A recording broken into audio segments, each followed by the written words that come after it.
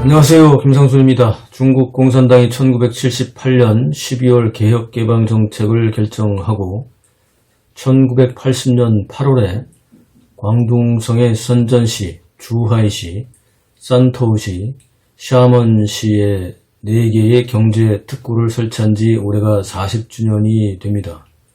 그러나 9년 뒤인 1989년 6월 4일 천안문 사태로 개혁개방정책이 거의 중단되다시피 하자 덩샤오핑은 92년 1월 18일부터 2월 22일까지 우한시, 선전시, 주하이시, 상하이시를 차례로 시찰하고 개혁개방을 더욱 가속화하는 담화를 발표했습니다.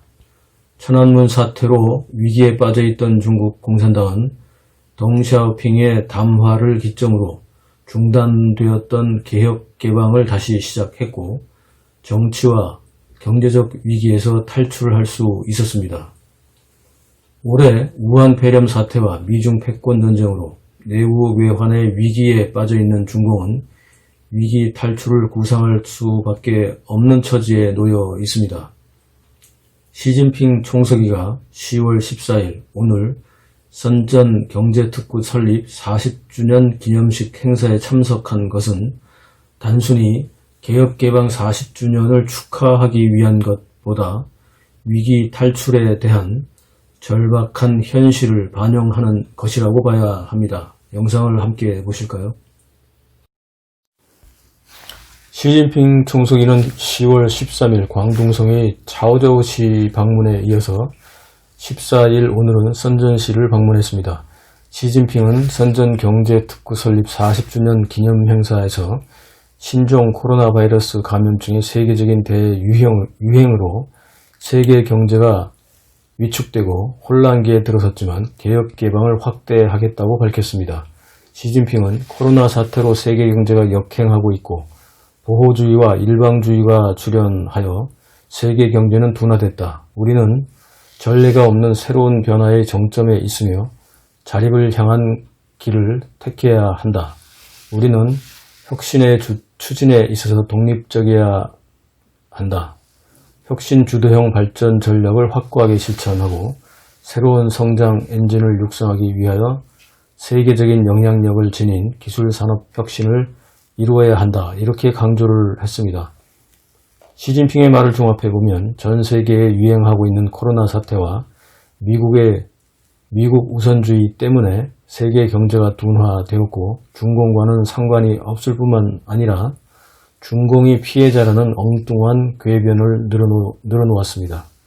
시진핑은 외부 세력, 즉 미국의 압력으로 중국이 위기에 처해 있기 때문에 자주적인 혁신과 자력갱생을 통해 새로운 성장 동력을 만들어야 하고 특히 첨단 기술력을 개발하는 데 최선을 다해야 한다는 점을 강조했습니다.